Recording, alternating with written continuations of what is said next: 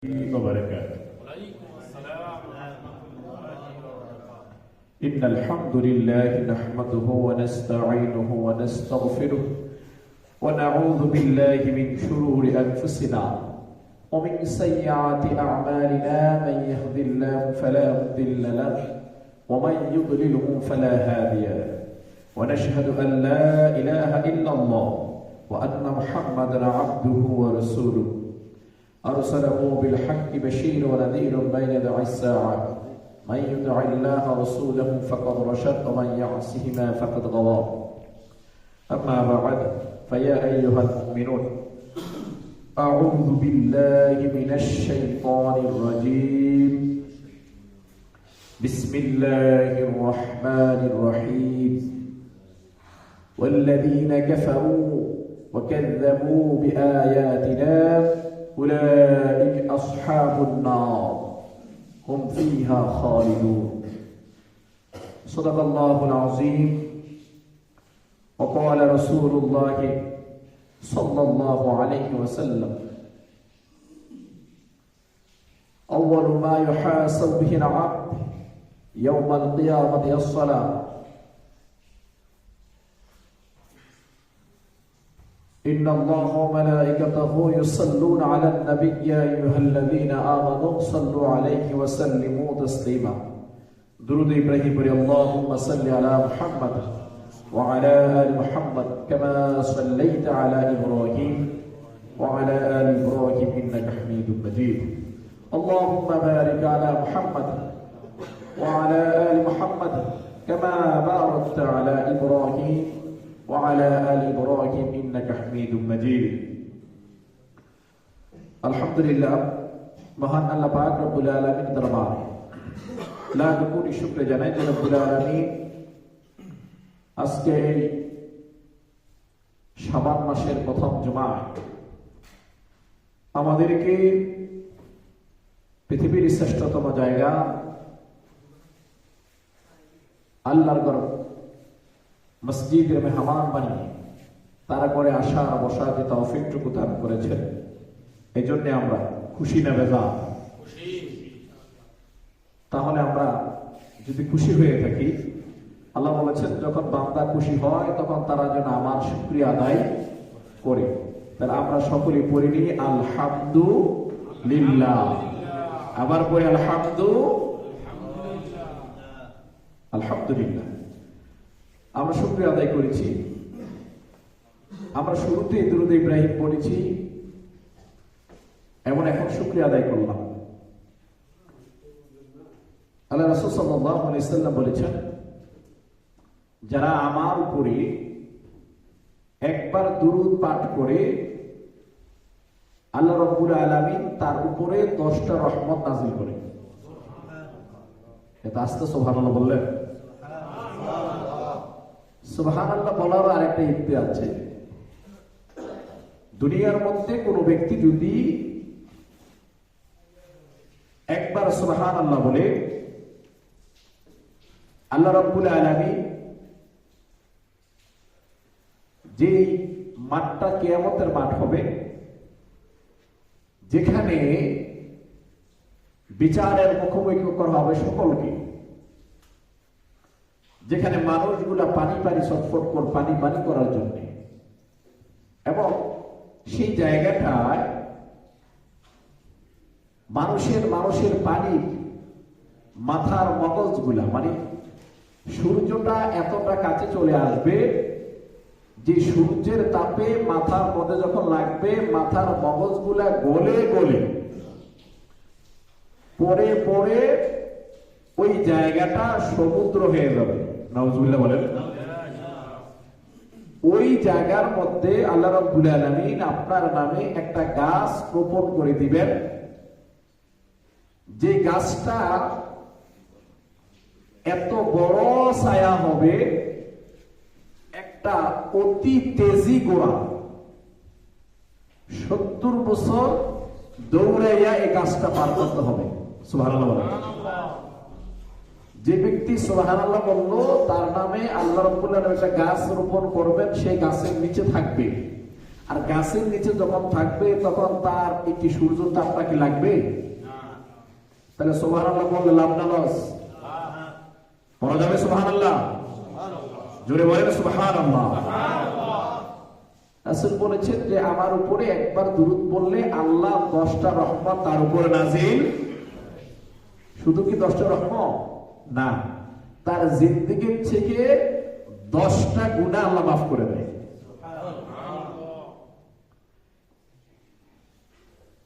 দুরূদ সালাম পেশ করেছি মানবতার মুক্তির দিশারি নবীদের নবী সরদার দু আলম আখির জামান নবী মুহাম্মদ রাসূলুল্লাহ, জোরে বলি সাল্লাল্লাহু আলাইহি ওয়াসাল্লাম। শহীদদের সর্বোচ্চ আত্মার মাগফিরাত কামনা করছি।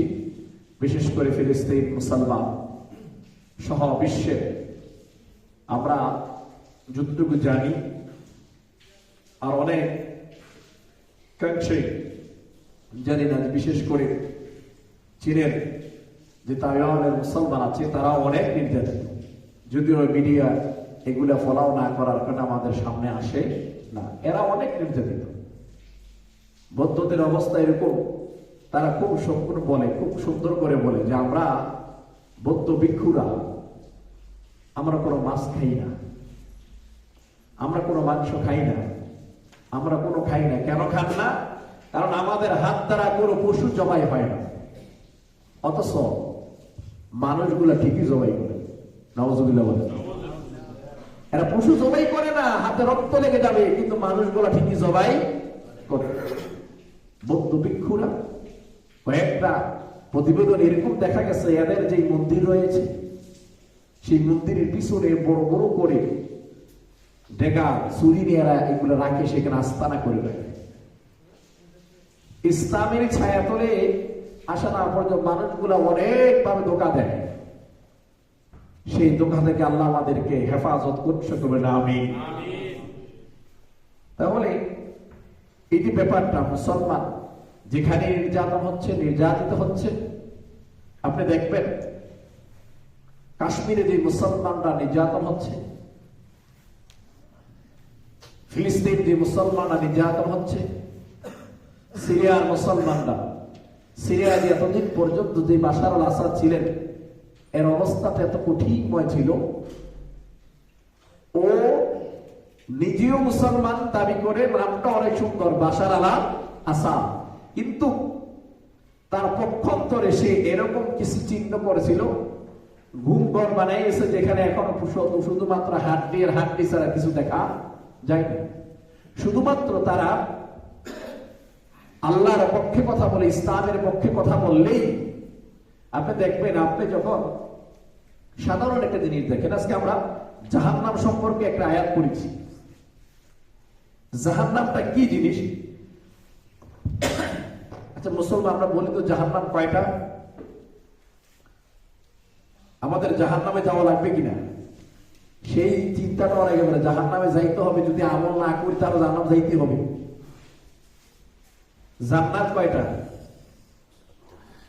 8টা। কয়টা মনে রাখবেন? জান্নাতে যাওয়ার আশা নাই, আর আশা করেন না। সে আশা যদি করে, আল্লাহ বলেছেন ইন্নামাল আমালু বিন্নিয়াত, নিয়ত যদি বান্দা করে এবং একনিষ্ঠিত থাকে, আমি আল্লাহ সেই নিয়তের বাস্তবায়ন করার ব্যবস্থা করি। সুবহানাল্লাহ। জান্নাত কয়টা? 8টা। মনে থাকবে? আমরা মনে রাখবো, আমাদের বাচ্চাদেরকে ওগুলো শিখাবো। ইসলামী যে ফ্রন্টের যে নিয়মগুলো আছে এটা আমরা জানি না। জাহান্নাম কয়টা? 7টা। কয়টা? জান্নাত বেশি না জাহান্নাম বেশি? জান্নাত বেশি। জোরে বলেন। জান্নাত বেশি। জান্নাত বেশি। তারপরেও মানুষ বেশিগুলা কি জান্নাতে যাবে না জাহান্নামে যাবে? জাহান্নামে। জাহান্নামে যাবে। কেন? আপনি দেখেন,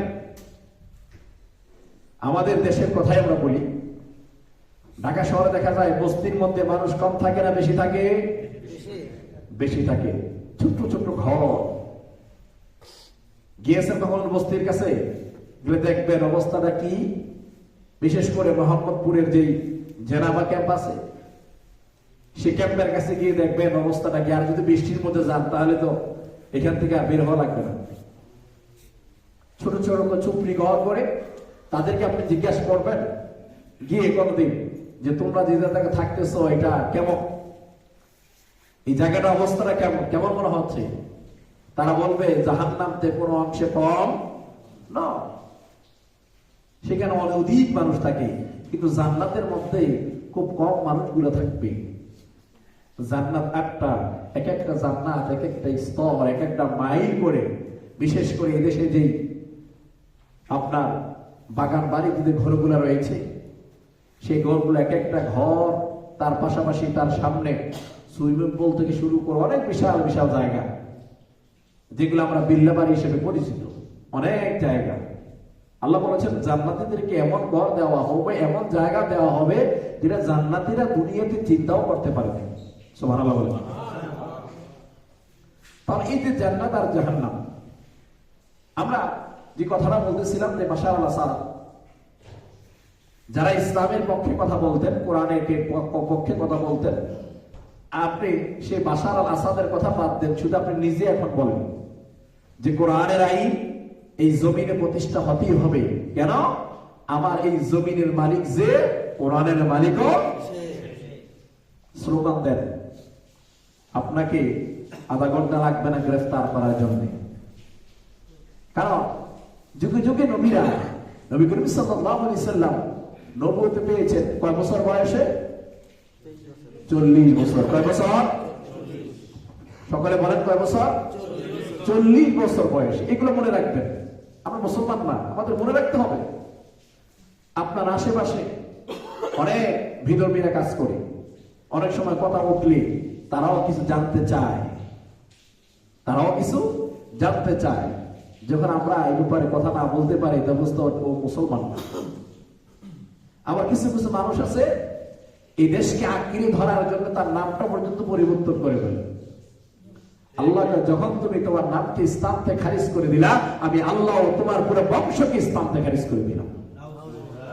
তখন তার আর ওইটা আল্লাহু আকবার বলে জানাজা দেওয়ার সুযোগ নেই, কারণ তাকে পুরোটা ইসলাম গ্রহণ করতে হবে। কারণ নামের ব্যাপারে কঠোরতার কথা কে বলেছেন? আল্লাহ। আল্লাহ বলেছেন তোমরা নামগুলো তো সুন্দর করে রাখবা, কোরআনের সাথে মিল রেখে, সাহাবীদের সাথে মিল রেখে রাখবা। হাদিস শরীফে এসেছে হাসরের ময়দানে মারিয়াম একজনের মা, উনি কার মা জানেন? ওনার নামে একটা কোরআনের মধ্যে সূরা আছে, সূরা মারিয়াম। সূরা কি? মারিয়াম। তিনি হচ্ছে কে? হযরত ঈসা রুহুল্লাহ মা। জোরে বলেন না সুবহানাল্লাহ। অনেক কিছু পিছিয়ে আছি আমরা, অনেক কিছু পিছিয়ে আছি, সহজ বিষয়গুলো পিছিয়ে আছি। আল্লাহ রাব্বুল আলামিন আমাদেরকে শিখার মনোযোগ দেওয়া তৌফিক দান করুন, আমিন। এই মারিয়াম আলাইহিস সালাম ঈসা রুহুল্লাহর মা ছিলেন। ঈসা নবী যখন জন্মগ্রহণ করেন, আল্লাহ রাব্বুল আলামিন ঈসা রুহুল্লাহকে জন্মের ব্যবস্থা করে দিয়েছেন পুরুষের স্পর্শ ব্যতীত। সুবহানাল্লাহ বলেন। সর্বপ্রথম হযরত আদম আলাইহিস সালাম, আদমকে কে জন্ম দিয়েছেন? আদমকে কেউ জন্ম দিয়েছেন? আল্লাহ সরাসরি নিজ হাতে বানাইছেন। সুবহানাল্লাহ বলেন। হাওয়া আলাইহিস সালামকে নিজ হাতে বানাইছেন। হযরত আদম এবং হাওয়া আলাইহিস সালাম দুইজনে যখন বিবাহ বন্ধনে আবদ্ধ করে দেওয়া হয়েছে, বিবাহ বন্ধনে আবদ্ধ করে দেওয়ার পরে তাদেরকে বড় রঞ্জন দেওয়া হলো। শয়তান মুরতাদ সেখানে হাজির হয়ে গেছে। সহজ বিষয় আমরা সকলে জানা। সেখান থেকে আল্লাহ রাব্বুল আলামিন নিষেধ করেছিলেন এটা কইরো না, কিন্তু তারা শয়তানের দোকায় পড়ে পড়েছে। আল্লাযী ওয়াসওয়িসু ফি সুদুরিন নাস। শয়তান ধোঁকা দিবে, এটা কমিটমেন্ট করেছে কার সাথে? আল্লাহর সাথে। জাহান্নাম কয়টা বানাইছেন? কয় 7টা বানাইছি, আরো বানান। কেন? আপনার একটা উম্মত আমি জান্নাতে যেতে দেব না, আমি সবগুলো জাহান্নামে পাঠাবো। চলে বলেন নাউযুবিল্লাহ। পক্ষান্তরে আল্লাহ রাব্বুল আলামিন একটা কথা বলেছিলেন, আমার তুদ শয়তান, তুমি আমাকে কমিটমেন্ট করো যে সবগুলো জাহান্নামে পাঠাবে। আমি আল্লাহ তোমার সাথে তো কমিটমেন্ট করলাম, যদি আমার বান্দা গুনাহ করতে করতে করতে করতে শেষ পর্যন্ত চলে যায়, এরপরও যদি উপলব্ধি করে যে আল্লাহকে ভয় করতেছে, আল্লাহকে ভয় করবে, আর পিছনের গুনার সাথে জড়িত হবে না,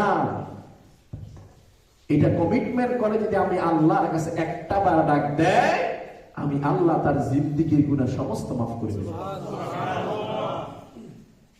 যারা বিধর্মী আছে তারা যখন এসে দাঁড়ায় আর কমিটমেন্ট করে ওই ধর্মের সাথে আমার কোনো সম্পর্ক থাকবে না, আমি পরিপূর্ণ ইসলাম ধর্মে গ্রহণ করব, আমাকে পড়ায় দেন লা ইলাহা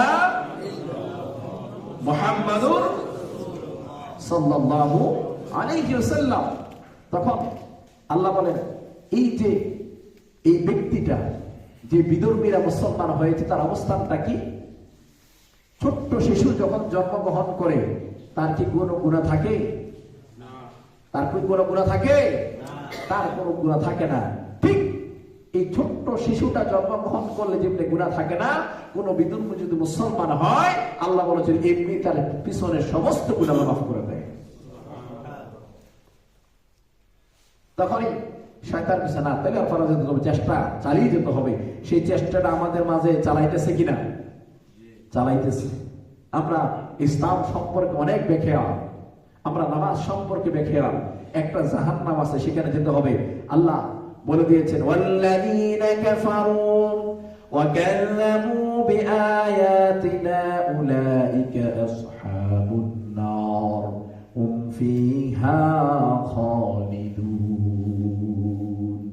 ওয়াল্লাযীনা কাফারু, যারা কুফরি করেছে এবং আয়াত সমূহকে মিথ্যারোপ করেছে, যারা কুফরি করেছে, ওয়াল্লাযীনা কাফারু, যারা কুফরি করেছে, কুফরি মানে কারা? যারা ইচ্ছাকৃতভাবে নামাজ ছেড়ে দেয়, ইচ্ছাকৃতভাবে কি করে দেয়? নামাজ ছেড়ে দেয়, তারা কুফরি করে। আল্লাহ বলেন তারা কুফরি করে।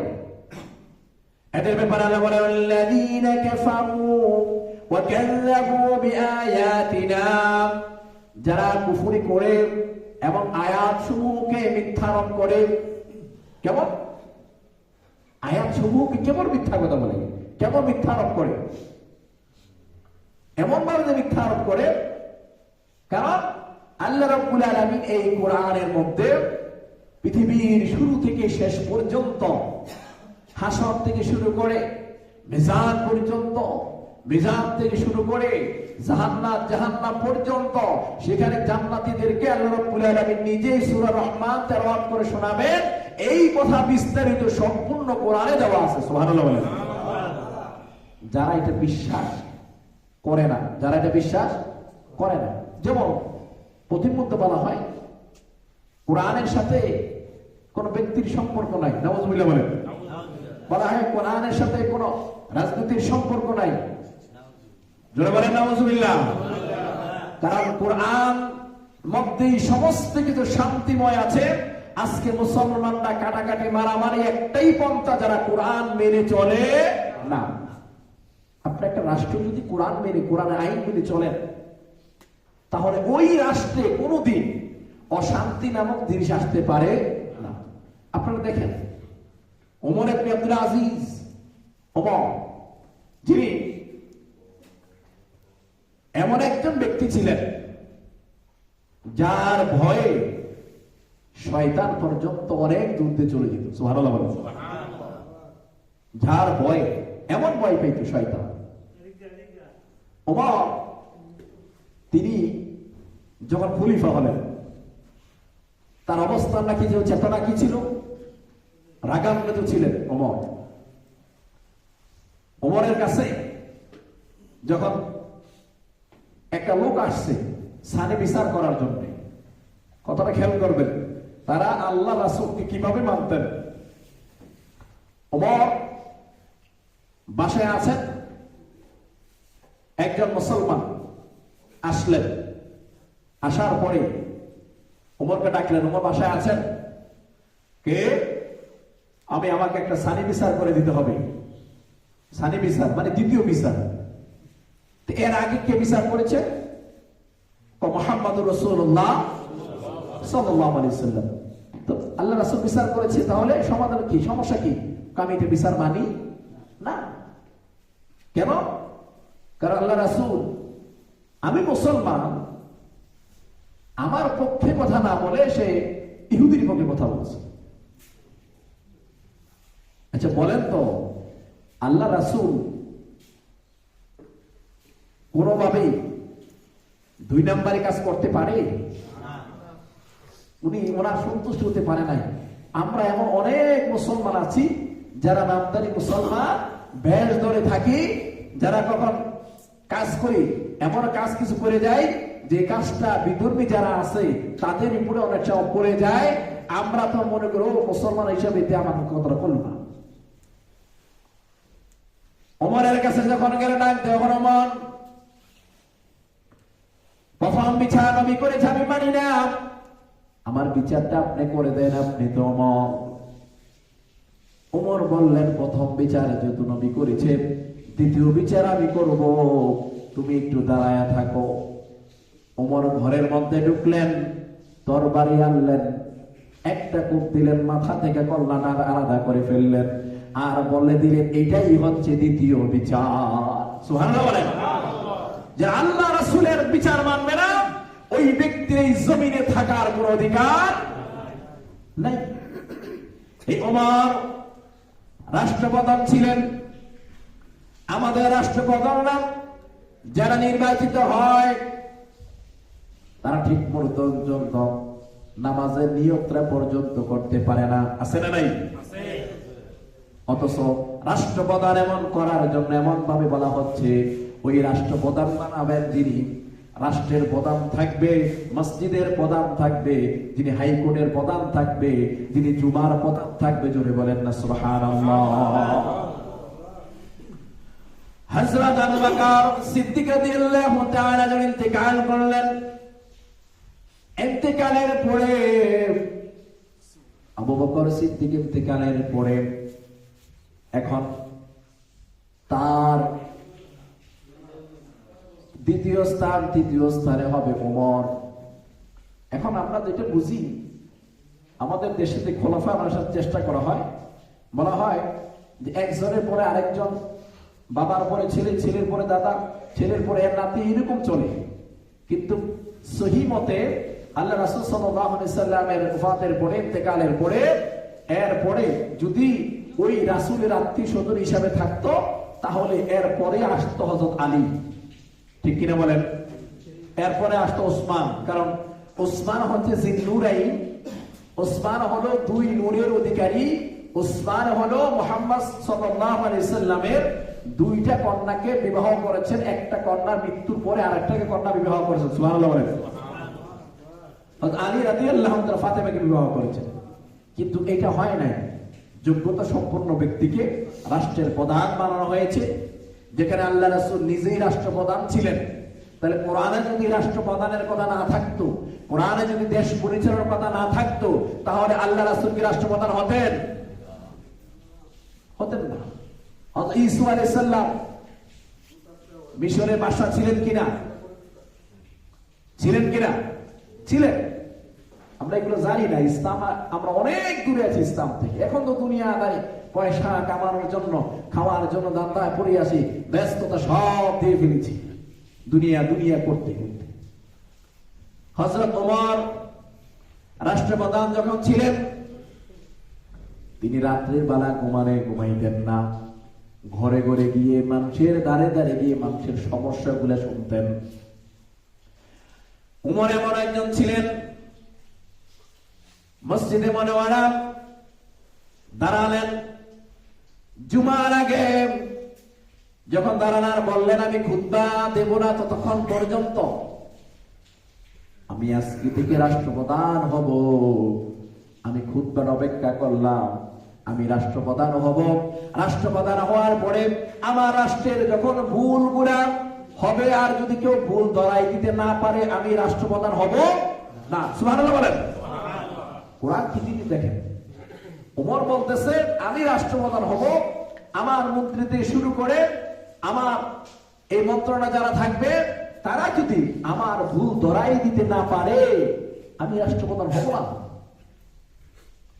আর এখনকার যে যারা রাষ্ট্রের বিরুদ্ধে কথা বলে, রাষ্ট্রের বিরুদ্ধে না, দেশের পক্ষে কথা বলে, তাদেরকে কি করে ঘরে ধরে নিয়ে আয়না ঘর, ধরে ধরে নিয়ে ফাঁসি, ধরে ধরে নিয়ে জেল হাজত, এগুলো ভরতেছে।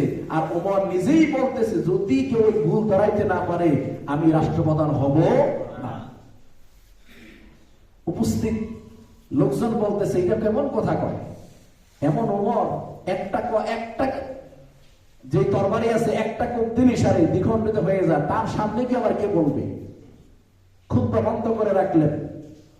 হঠাৎ করে একটা যুবক দাঁড়ালো আর বলল, ওমর, আজকে থেকে আপনি খলিফাতুল মুসলিমিন, আজকে থেকে আপনার যে জিদ আছে আমি জানি সব দুনিয়া সাহায্য হবে। কেন?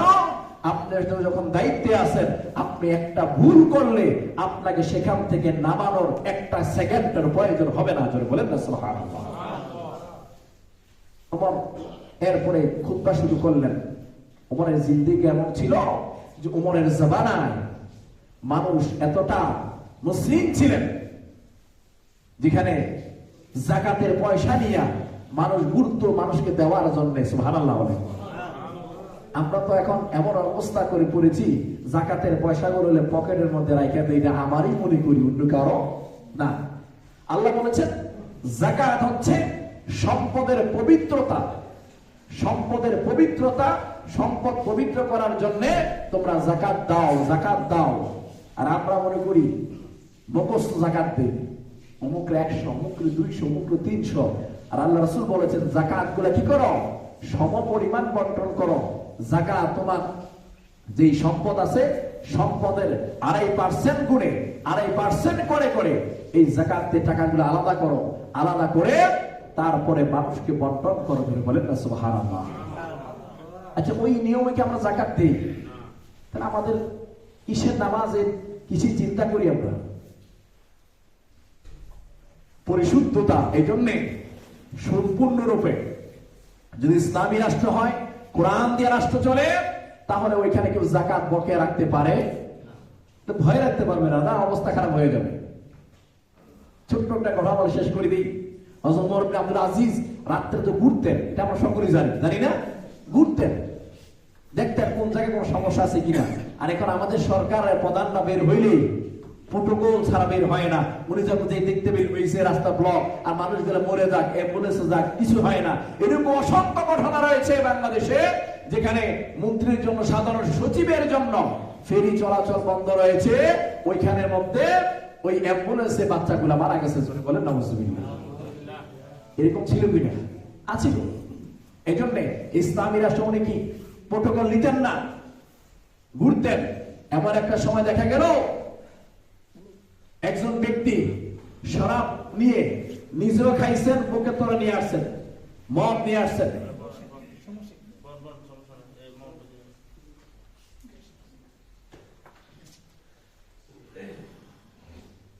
মদ নিয়ে আসছেন। হঠাৎ করে দেখতে পেলে সামনে ওমর। দেখেন, আমি কথা বলেছি, ইন্নামাল আমালু বিন্নিয়াত, নিয়ত পরিশুদ্ধ থাকলে আল্লাহ মাফ করে দেয়। সুবহানাল্লাহ বলেন। মদ নিয়ে আসেন, বোতলের মধ্যে মদ, মদের বোতল, শরাব। হঠাৎ একটা ওমর এখানের মধ্যে ওমরকে দেখে হঠাৎ করে লুকাই ফেললেন। ওমর শব্দ করলেন, কিরে, কি করলো সে? এখন তো ওই লোকের অবস্থা খারাপ, প্রেসার বের হয়ে গেছে। আর ডাক্তার, হারে কার পিছনে পড়লাম, রাত্রে করে লুকায় নিয়ে যাবো বাড়িতে, ওমর দেখবেন এমন তো ওমর দিয়ে সামনে এসে গেছে। হঠাৎ করে যখন ওমর সামনে গেলেন, আস্তে আস্তে যেতে লাগলেন, ওই লোক বারবার করে বলতে লাগলেন আল্লাহ, আল্লাহকে ডাক দিতে লাগে, আল্লাহ, আমি আর আজকের পর থেকে মদ স্পর্শ করব না, আমি আর স্পর্শ করব না। আমি আপনাকে তওবা করি, আপনার কাছে তওবা করি, জিন্দেগির যে সময়টা দুনিয়ায় বাঁচবো, ওই সময়টার মধ্যে আর একটা দিন আমি মদ স্পর্শ করব না। আল্লাহ, ওই ওমরের সামনে থেকে আপনি আমাকে বাঁচাইয়া দেন। ওমর আমাকে ছাড়বে না, আমাকে টুকরো টুকরো করে ফেলবেন। ওমরের নিষেধ রয়েছে, মদ হারাম, সে হারামের মধ্যে আমি কখনো হালাল করতে পারবো না, আল্লাহ আমাকে মাফ করে দেন। হঠাৎ করে ওমর সামনে আসলেন, আসার পরে তাকে জিজ্ঞাসা করলেন, তুমি এখানে কি লুকাইছো? ওই ব্যক্তি বললেন আমি আমার বোনের বাড়িতে যাচ্ছি। ওই বোনের বাড়িতে যাওয়ার সময় আমি আমার বোনের বাচ্চার জন্য এখানে আমি দুধ রাখছি। দুধ রাখছো? হ্যাঁ, তাহলে দেখাও। তারপরও আল্লাহকে ডাকতেছে, আল্লাহ নিয়তটা কবুল করে, বলছি তো জিন্দেগির আর গুনাহ করব না। এরপরে যখন আস্তে বের করলেন, ওমরের সামনে দিলেন, ওমর নিজেই দেখতে পেলেন এই বোতলের মধ্যে দুধ দেওয়া আছে। তিনি সত্যিকার দুধ ছেড়ে দিলেন। একটা কথা, সামনে গিয়ে সেজদায় লুটায়ে বললেন, আল্লাহ আপনি তো সত্যিকারের তওবা কবুল করেন। আপনি আমাকে আজকে ওমর থেকে বাঁচাই দিলেন। জিন্দেগি আর কোনদিন মত দূরের কথা, একটা অন্যায় আমি জমিনে করব না। এইভাবেই আল্লাহ নিয়ত কবুল করে। জাহান্নাম থেকে এইভাবে বের হতে হয়। আল্লাহ রাব্বুল আলামিন আমাদেরকে দুনিয়ার মধ্যে ঈমান নিয়ে, ইসলাম নিয়ে, কোরআন নিয়ে বুঝে শুনে চলা তৌফিক দান করুন। আমিন। আল কোরআন কারীম হুয়া কালামুল্লাহ তাআলা ওয়াল মাসদার ওয়া রাসিয়াল ইসরাঈল ইসলামিয়া হুয়া রাকাতুল ইসলামিয়া ওয়াজ যাকাত ওয়া রাকিসাতুল ইসলামিয়া লিহাদায়াল ইনসানিয়া ওয়াল মাশউরাতু ওয়া তাহরির রাজাতু ফিল আখিরাহ ওয়া দারিসুল কোরআন ওয়া তানজিলুল হায়াতি min khalat ta'lim al Qur'an wa tawjihha lin nas. قال جاء رجل فقال يا رسول الله لقد ارتقي فعلى جنيمة الأحد طبيق علي. قال رأي ولم يسائل رسول الله صلى الله عليه وسلم عن جريمة شئنا بل عندما جاء وقت الصلاة صلى الله نبيه صلى الله عليه وسلم كما سرج مع رسول. ولما فضل صلى الله عليه وسلم الصلاة قام رجال فقال يا رسول الله صلى الله عليه وسلم لقد قمت أليس صليت معنا؟ فقال الرجل نعم فعلت. فقال صلى الله عليه وسلم غفر الله لك ذنبك أو واحدتك إنه وصيتهم أمر أعطى الله الفيئة أمر أعطى الله غفر الله ذنبك والقرآن الكريم وأمر الله صلاة والجميع يعلمون ويفهم أنهم العذابة عبادة الشريعة الإسلامية بعد الإيمان هي الصلاة الركن الثاني مرة الإسلامية الخمس والصلاة. بارك الله لنا ولكم في القرآن العظيم. أعوذ بالله من الشيطان الرجيم. زر السنة